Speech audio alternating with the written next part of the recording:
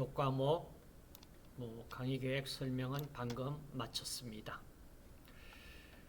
여러분들의 이번 학기 계획이 무엇인지 제가 과제란에 올려진 내용 제출해 주시면 참고를 하겠습니다.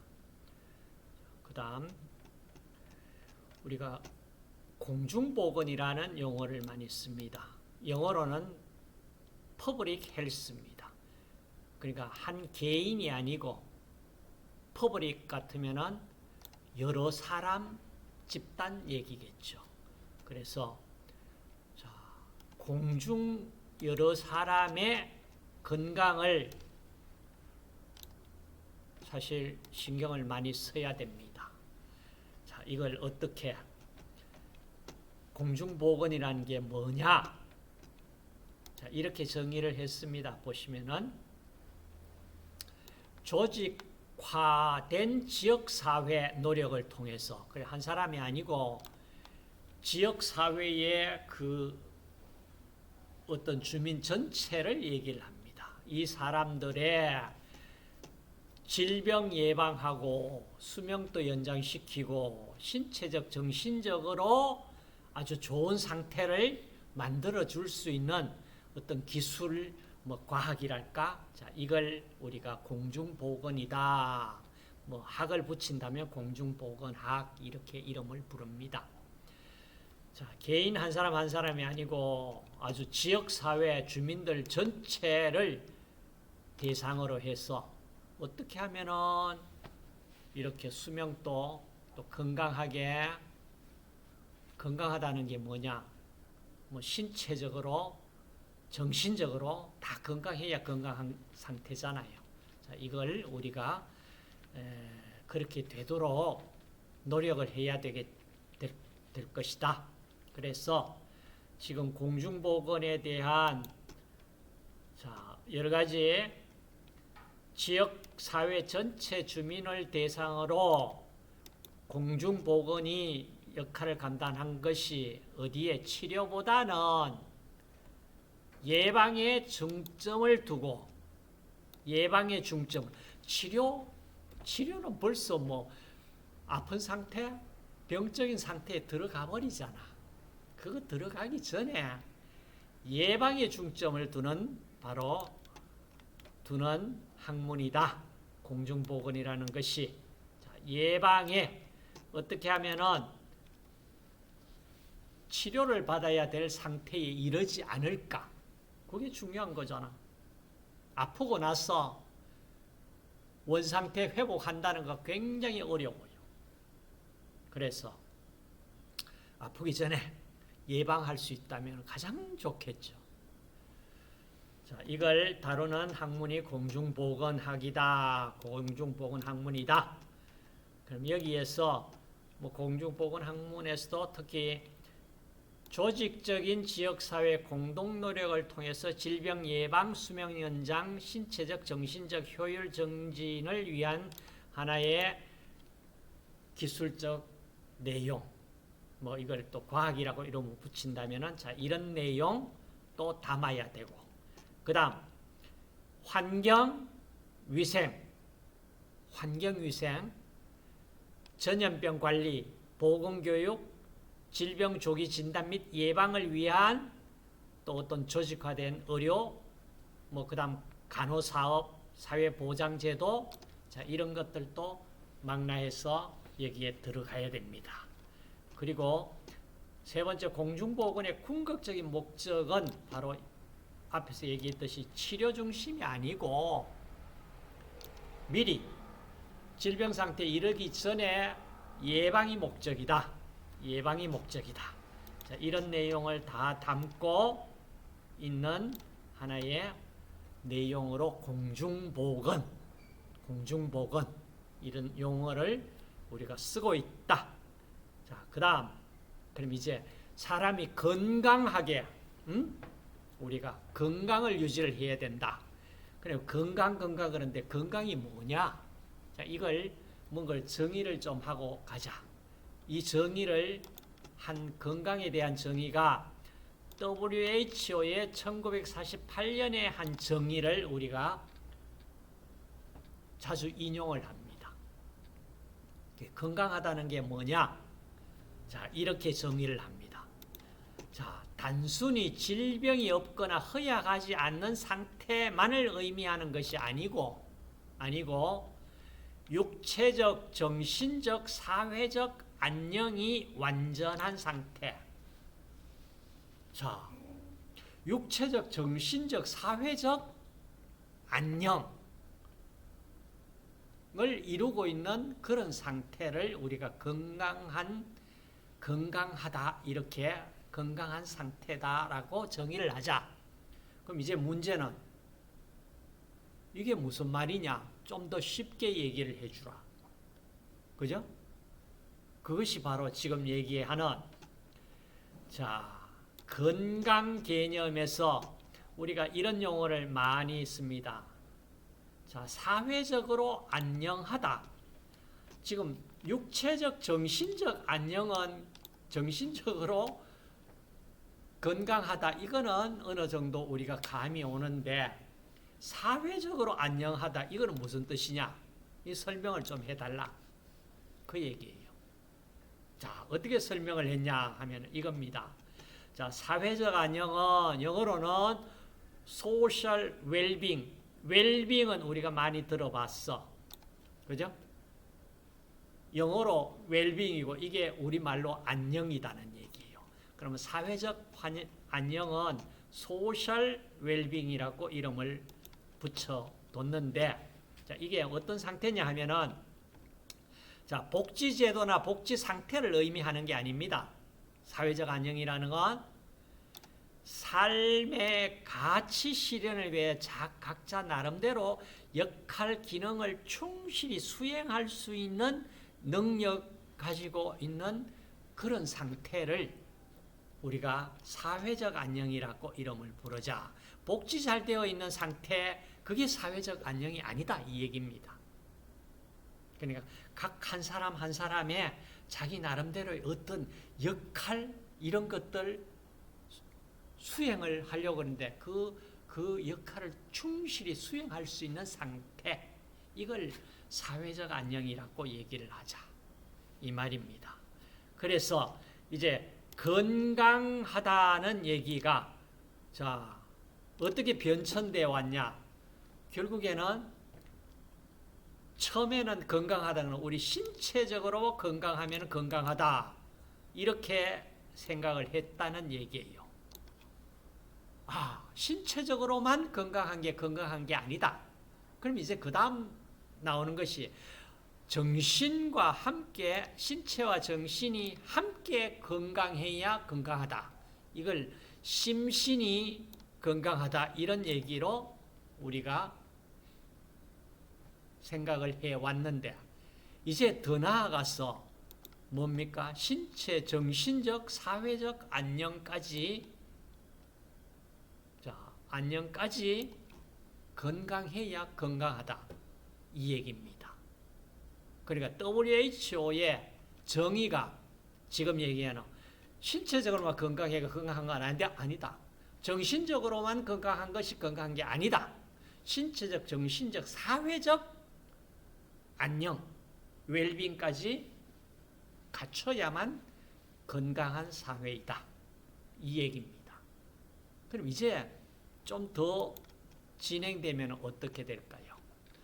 완벽한 상태는 영적인 개념까지 나갈 수도 있을 거예요. 영적인 개념. 영적인 개념이 뭐 정신 아닙니까? 정신보다 더 고차원적인 얘기가 되는 거예요. 자, 어찌됐든 WHO의 정의는 그런 어떤 영적 개념까지는 포함은 하고 있지 않고 자, 신체적, 정신적, 사회적 안녕까지는 만족되어야만 건강하다. 자, 이걸 우리가 WHO에서 정의를 했습니다. 자, WHO가 어떤 기관이에요? 뭐의 약자입니까? 약자는 WHO 사전은 지금 우리가 원하는 답을 내고 있지는 않습니다. 유엔 산하 기관이죠. 월드 헬스 오가니제이션.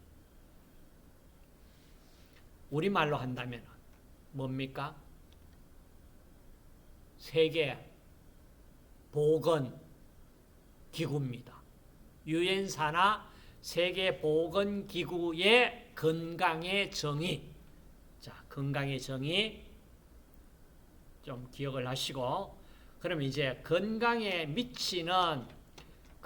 영향을 미치는 요인은 무엇일까요? 자, 요인.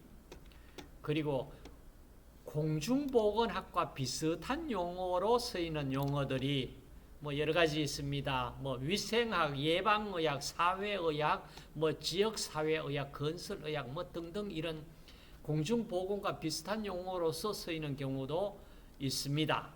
자, 이때 예방의학과 공중보건학, 그 다음에 뭐 치료의학의 차이점이 뭐냐, 이렇게 구분을 한다면은, 자, 예방의학은 목적이 질병 예방이나 수명 연장에 있습니다. 대상은 개인이나 가족일 것이고요. 공중보건학은 우리가 방금 봤듯이 육체적, 정신적 건강과 사회적 안녕까지를 포함할 수 있도록 해야 되기 때문에 육체적, 정신적 건강과 능률 정진을 목적으로 합니다. 대상은 퍼블릭 헬스니까 지역사회 집단입니다. 자, 내용으로는 불건강 배경이 되는 사회적 어떤 문제점을 제거하는 주로 행정기관 중심에서 공중보건이 이루어지고 있습니다. 그 다음 치료의학은 이제 의사들 영역의, 의료인들 영역의 부분입니다. 자, 조기 진단, 조기 치료, 개인의 환자를 대상으로 하는 치료에, 그 다음에 재활의 불구 예방, 자, 이런 것들을 내용으로 담고 있는 치료의학. 그러니까 우리가 할 수 있는 부분은 예방의학이라든지 뭐 이런 치료의학, 이거는 의료인들의 좀 영역이니까 그렇잖아, 그죠? 식품위생, 환경위생 이쪽 관련된다면은, 자, 이 부분은 우리가 공중보건 이쪽과 좀 더 가깝다, 이렇게 보시면 되겠습니다. 자, 그래서 자, 공중보건학의 범위, 그러니까 자, 크게 나누어 가지고 이와 같이 세 부분으로 나누었다. 나누었는 것이 환경보건 분야, 그 다음 보건관리 분야, 질병관리 분야, 자, 이렇게 세 부분으로 나누었다면은, 자, 환경보건 분야에는 뭐 이와 같은 뭐 과목들이 우리가 이쪽 영역에 포함이 될 수 있다. 환경위생, 뭐 위생곤충, 환경학, 뭐 의복보건, 주택보건, 식품위생학, 보건공학, 뭐 산업보건학, 자, 이런 것들이 주로 환경보건 분야의 영역에 들어오고 있다. 그 다음 보건관리 분야는 뭐 보건행정, 보건교육, 학교보건, 국민영양, 모자보건, 간호학, 인구, 정신보건, 보건법규. 자, 국민영양 쪽에서는 우리 영양사의 직무와 직접 연관이 되어 있습니다. 그 다음에 질병관리 분야에는 역학, 전염병 관리, 보건, 기생충 관리, 뭐 성인병 관리. 자, 성인병 관리의 음식과 관련해서는 또 영양사, 임상영양사 이쪽 부분하고 관련이 있습니다. 그 다음 식품위생법규에 따라서 정의를 좀 해보자. 자, 이 정의는 우리가 뭐 익히 잘 알고 있는 부분입니다. 자, 식품이 뭐냐? 식품위생법에서 정의가 되어 있습니다. 법에 딱 기록이 되어 있습니다. 자, 인간이 우리나라 경우입니다. 인간이 섭취하는 것 중에 아플 때 먹는 의약품은 제외한 모든 먹고 마시는 것. 이게 식품 정의입니다. 그럼 약은 어느 법에서 식품위생법에서 다루어지는 부분은 아닙니다. 의약관리법입니까? 다른 법에서 다루어지는데 그럼 약이 뭐냐? 자, 약은 질병 예방, 치료, 진단, 경감의 목적으로 이용되는 것. 다시 말해서 정상 상태가 아닌 비정상 상태에서 먹거나 마시는 것이 약입니다. 그러니까 질병 예방을 위해서 치료, 진단, 경감 목적으로 이용하는 약품, 식품과 약품 구분될 거고요. 만약에 바이타민 C가 있다 그러면은 이걸 우리가 영양으로서 식품으로서 바이타민 C를 섭취할 수도 있습니다. 그런데 의약품으로 바이타민 C를 또 섭취할 수도 있어요. 만약에 괴혈병 목적으로 바이타민 C를 섭취한다면 이때는 의약품에 해당됩니다. 그렇죠. 그래 어떤 병의 치료를 한다면은 똑같은 바이타민 C이지만 식품이 될 수도 있고 의약품이 될 수도 있습니다. 자, 이와 같이. 그런데 궁극적으로 어때요? 약은 약이고 식품, 음식은 음식입니다. 저는 이런 표현을 자주 합니다. 약을 아무리 건강한 사람이라도 약을 밥 먹듯이 식품같이 섭취하면은 정상적으로 살아갈 수 있겠느냐? 거의 불가능합니다. 약은 약이지. 약이 음식이다. 그럼 굉장히 잘못된 사고입니다. 그래서 자, 이걸 보시면은 자, 식품은 정상 생리 상태를 유지시켜주는 물질들이다. 이렇게 정의를 하는 것이 가장 정확한 정의입니다. 그럼 의약품은 어떨 때 의약품을 먹냐? 비정상 생리 상태, 다시 말해서 질병 상태에 있을 때 약을 먹어서 정상 생리 상태로 바꿔줄 수 있는 물질이 의약품입니다. 그러니까 식품과 의약품 무슨 식약 동문이다. 그렇게 해가지고 식품이 뭐 보약이 되고 뭐 의약품 되고 이런 식으로 경계가 너무 없이 막 허물고 들어오는 것은 바람직하지가 않습니다. 자, 그래서 여러분들 식품과 의약품 구분 좀 해주시고, 그 다음 독성물질이 있습니다. 유해물질입니다. 이거는 정상생리 상태를 비정상생리 상태로 바꿔버리는 물질들입니다. 그러니까 멀쩡한 건강한 사람을 완전 병을 들게 만드는 물질들이 지금 얘기하는 독성물질입니다. 독성물질 먹으면 안 되지. 피해야죠. 어떻게 피할 것이냐. 자, 이걸 생각을 하시면은 우리가 식품과 의약품과 독성물질, 자, 이 관계를 가지고 이번 학기 주변 환경 포함해서 우리가 먹고 마시는 모든 것을 한번 공부를 해보자. 그러니까 무엇을 먹어야 되고 무엇을 먹지 말아야 되느냐. 이걸 좀 구분할 수 있는 여러분들이 되시면 좋겠습니다.